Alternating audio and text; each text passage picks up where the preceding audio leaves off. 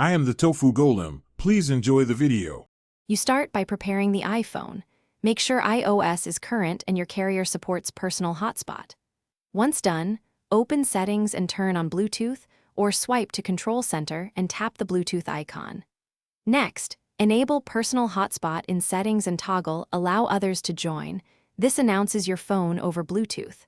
You do this because Bluetooth handles device pairing while the hotspot provides network access. Enabling both lets another device discover and connect using the phone's cellular data. Now pair the devices.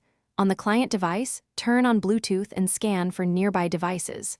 Select your iPhone from the list. A pairing code appears.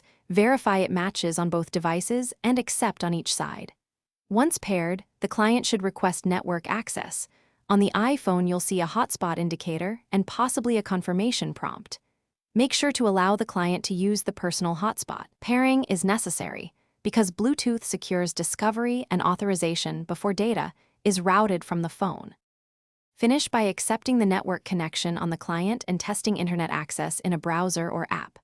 On the iPhone, look for a connected status or a blue bar indicating an active hotspot. That confirms traffic is flowing over Bluetooth.